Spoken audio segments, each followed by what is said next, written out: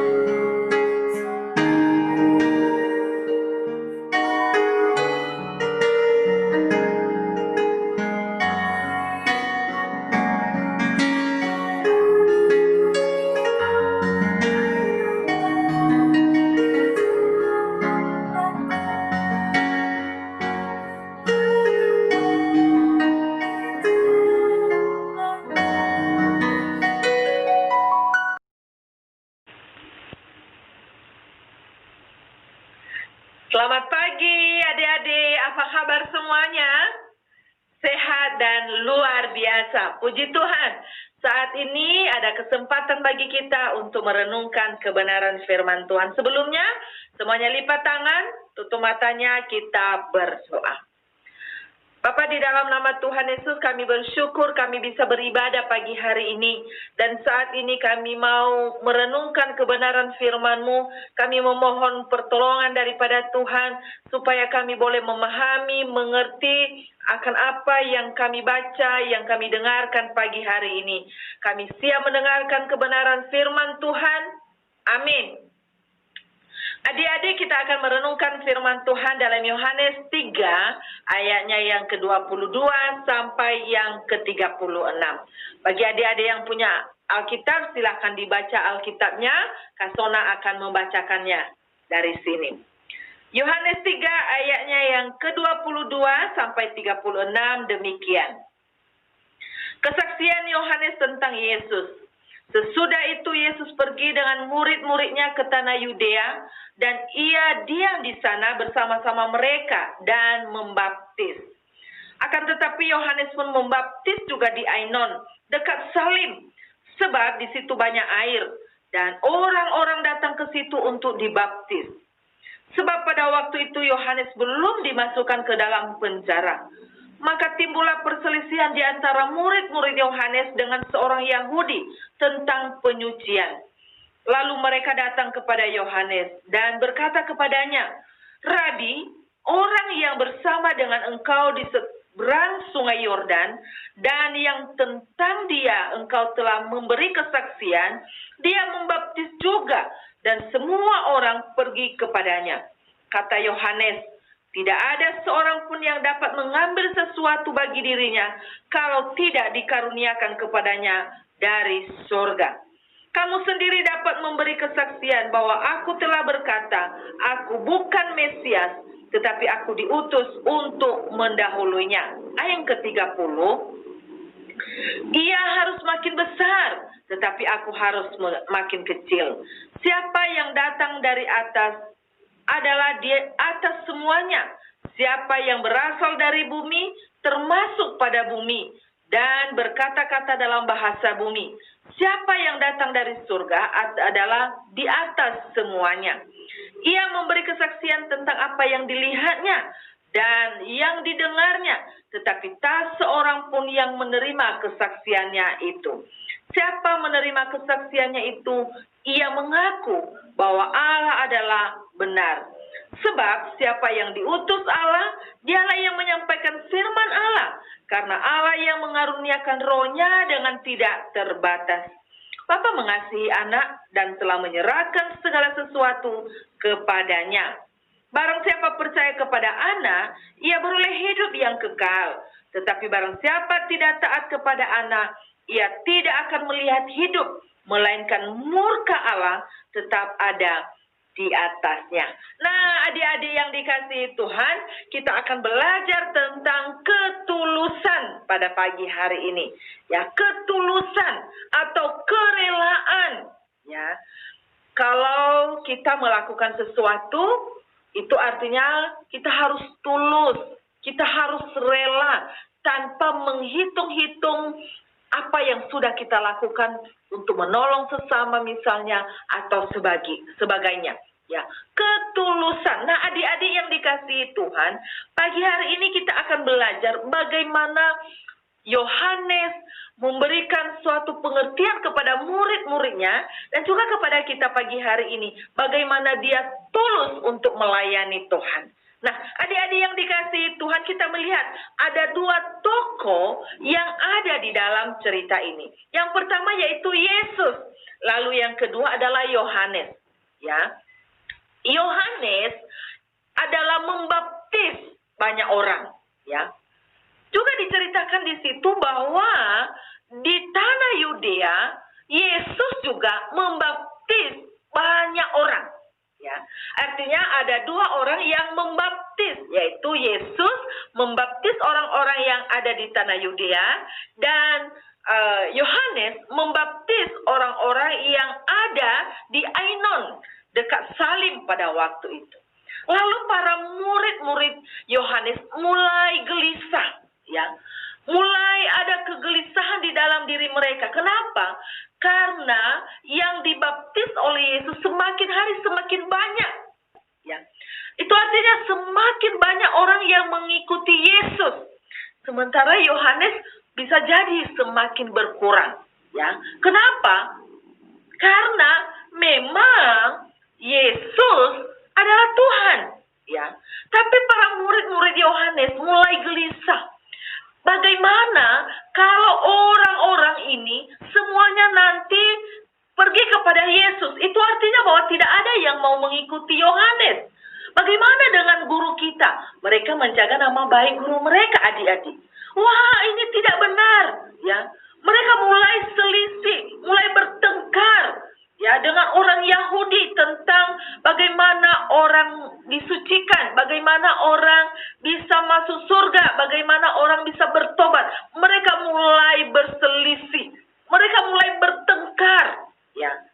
Dan mereka berkata, jangan sampai semua orang mengikuti Yesus, sementara nanti nggak ada yang mengikuti Yohanes. Ya. Sampai mereka melapor kepada Yohanes. Mereka katakan di dalam ayatnya yang ke-26. Dikatakan demikian. Rabi, orang yang bersama dengan engkau, ya, di seberang sungai Yordan, dan yang engkau berikan tentang kesaksian, dia juga membaptis. Ya. Ini mulai ada kegelisahan di dalam diri para murid-murid Yohanes. Dia juga membaptis orang, Yohanes katanya. Dia juga membawa orang-orang bertobat, ya. Mereka, orang-orang yang ada di sekitar situ, mereka semuanya pergi kepada Yesus untuk dibaptis. Tapi kita bisa melihat di sini, Yohanes ada ketulusan hati untuk melayani. Sehingga dia berkata begini,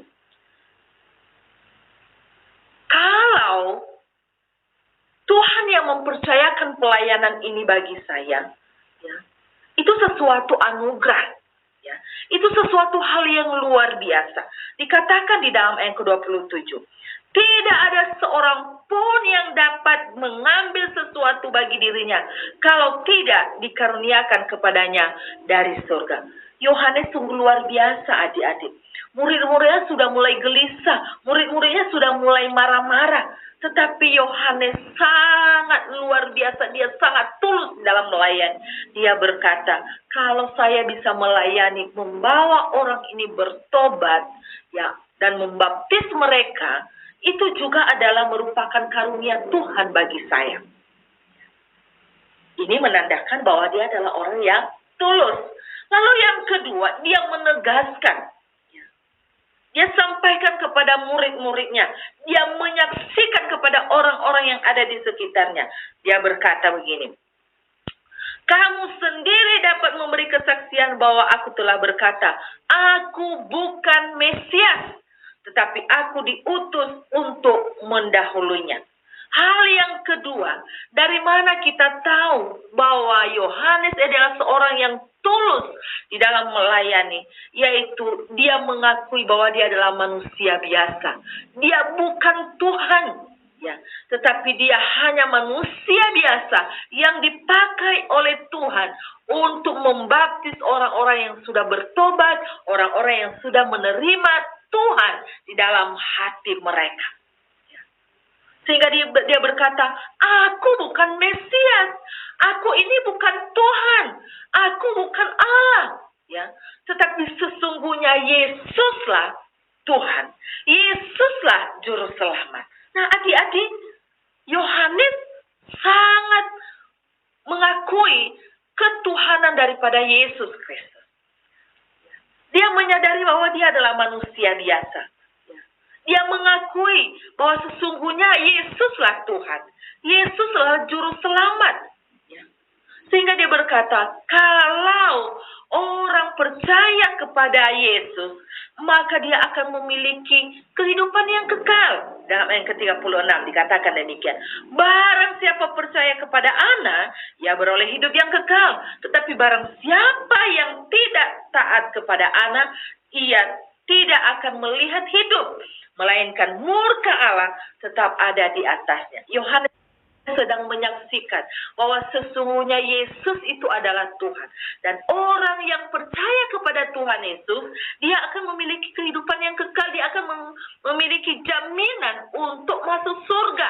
Ketika dia dipanggil oleh Tuhan, maka ada kepastian bahwa tempatnya itu adalah di surga yang sungguh indah itu. Tetapi sebaliknya, orang yang tidak percaya kepada Yesus, yaitu akan mengalami yang namanya murka Allah. Artinya akan dihukum. Hukumannya apa, adik-adik? Yaitu hukumannya adalah maut. Apa sih itu maut, Kak Sona? Nah, maut itu adalah kematian kekal selama-lamanya. Artinya bahwa satu kali masuk neraka, maka selama-lamanya dia tinggal di situ. Sebaliknya, orang yang sudah percaya, tadinya masuk ke mana? Yaitu masuk ke surga. Nah, satu kali masuk surga, maka selama-lamanya dia akan tinggal di surga. Nah, adik-adik, yang mana sekarang? Orang yang sudah percaya atau yang belum percaya? Ya, ini Yohanes menceritakan kepada murid-muridnya. Walaupun para murid-muridnya mengakui bahwa dia adalah guru yang hebat. Walaupun para murid-muridnya mengakui bahwa dia adalah orang yang banyak membaptis banyak orang, tetapi Yohanes tetap melakukan semuanya itu dengan ketulusan. Dia menyampaikan kepada para muridnya bahwa sesungguhnya aku ini bukan Tuhan. Sesungguhnya aku ini bukan Mesias. Aku bukan juru selamat, tapi juru selamat Yesus Kristus. Ya, Tuhan itu adalah Yesus. Sehingga kalau ada banyak orang yang dia baptis, itu sungguh luar biasa. Ya. Itu artinya bahwa ada banyak orang yang percaya kepadanya. Nah, adik-adik yang kasih Tuhan. Hal yang ketiga, dari mana kita tahu bahwa Yohanes ini adalah seorang yang melayani dengan penuh ketulusan hati. Yang ketiga, yaitu ketika dia berkata, ia harus makin besar, tetapi aku harus makin kecil. Ini ada kerendahan hati yang dimiliki oleh Yohanes. Dia berkata, biarkan Yesus semakin besar. Biarkan Yesus semakin dikenal oleh banyak orang. Biarkan Yesus semakin dikenal oleh banyak orang. Tetapi biarlah saya semakin kecil. Ini adalah menandakan bahwa Yohanes itu adalah seorang yang tulus dalam melayani Tuhan. Dia sangat rendah hati. Sehingga dia berkata, biarkan Yesus itu dipuja-puja. Biarkan Yesus itu ditinggikan. Biarkan Yesus itu dimuliakan. Saya kan manusia biasa. Nah, adik-adik yang dikasihi Tuhan, inilah kesaksian daripada Yohanes menyampaikan kepada murid-muridnya bahwa Yesus itu adalah Mesias. Yesus itu adalah Tuhan. Yesus itu adalah juru selamat. Sehingga setiap orang yang percaya kepadanya akan memperoleh kehidupan yang kekal. Nah, adik-adik yang dikasihi Tuhan, coba kita melihat. Di sini dikatakan di dalam ayatnya yang ke-33. Siapa menerima kesaksiannya itu?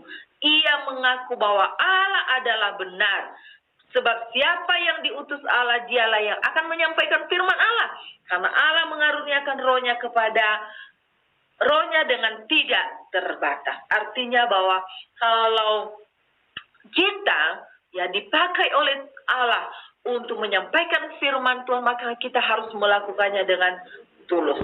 Kita harus melakukannya dengan rela. Kita harus menyampaikannya dengan motivasi bahwa Tuhan Yesus yang dipermuliakan. Adik-adik yang dikasihi Tuhan, lakukanlah segala sesuatu dengan tulus hati. Ketika membantu papa mama, lakukanlah itu dengan kerelaan, dengan senang hati, dengan tulus, tanpa minta dibayar. Ya, lalu kalau mau melayani di gereja, misalnya nanti kalau ada pertemuan kita di gedung, kalau disuruh untuk pimpin pujian, atau untuk mengambil persembahan, atau berdoa, atau menolong sesama, lakukan semuanya itu dengan ketulusan hati. Karena kita lakukan semuanya itu untuk memuliakan Tuhan. Adik-adik belajar untuk belajar di sekolah, untuk membantu orang tua, untuk menolong sesama. Belajarlah melakukannya dengan rela, tanpa minta bayaran, tanpa hitung-hitung apa yang sudah adik lakukan, ya. Semuanya itu lakukan dengan ketulusan hati. Yohanes sudah mengajarkan kita ketika dia melayani Tuhan, dia betul-betul melakukan dengan tulus, ikhlas, senang, penuh dengan sukacita.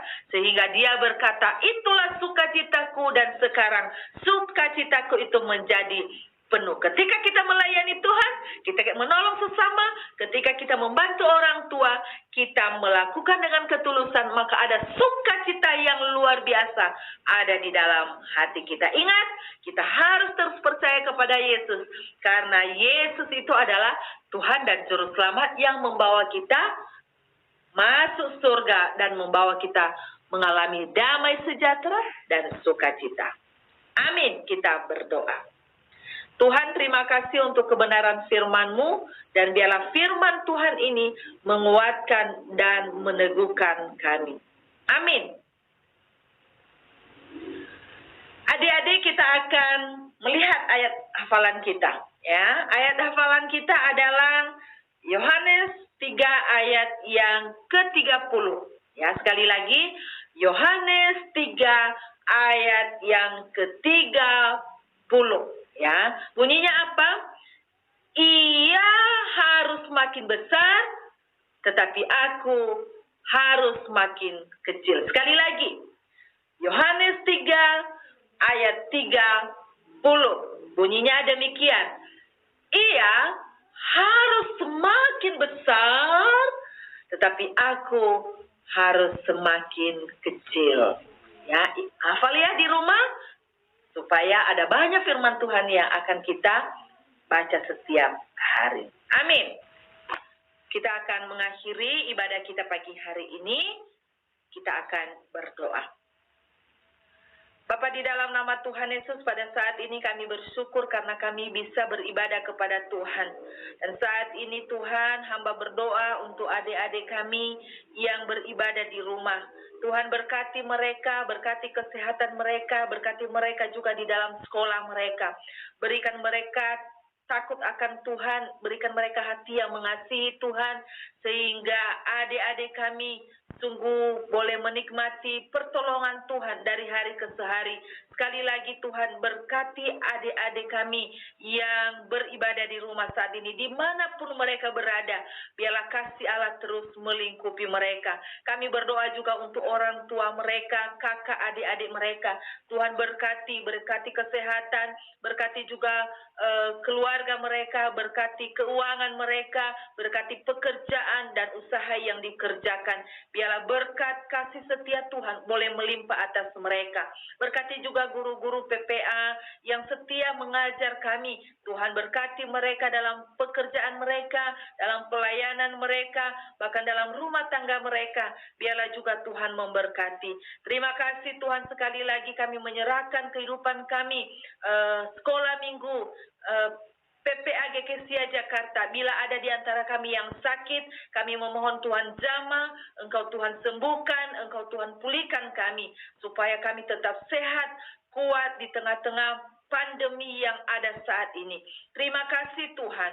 Inilah syukur doa kami yang kami bawa di dalam nama Tuhan Yesus yang sudah mengajar kami berdoa.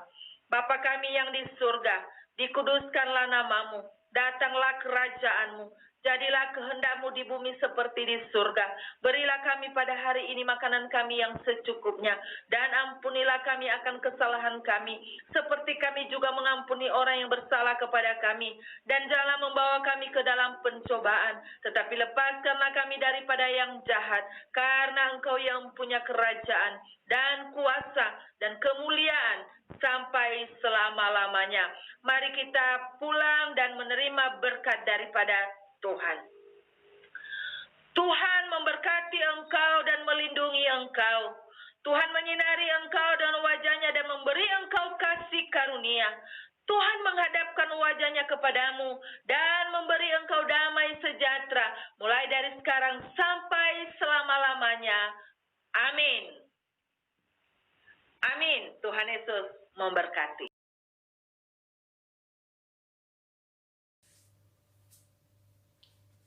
Shalom adik-adik, apa kabarnya? Luar biasa, sekarang kita akan belajar lagu baru ya, tentang Yohanes Pembaptis. Tentang dia kenapa? Supaya adik-adik ingat siapa Yohanes Pembaptis. Siap ya?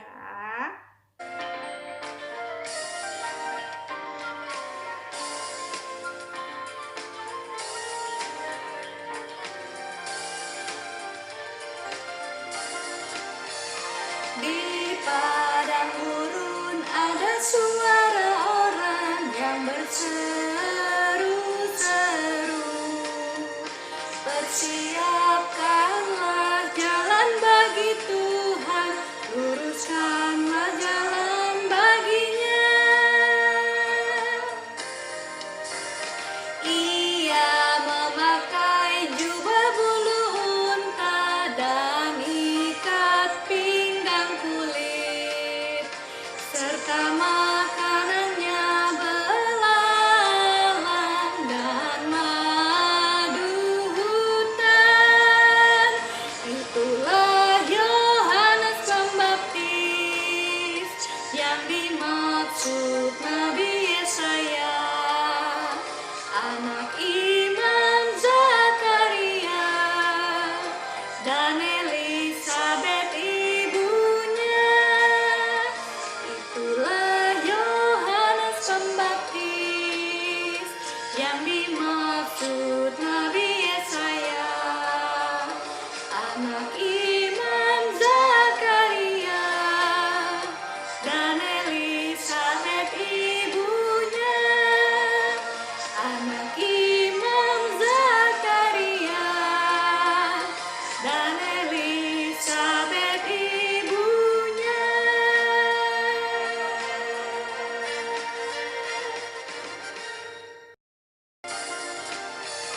Di padang gurun ada suara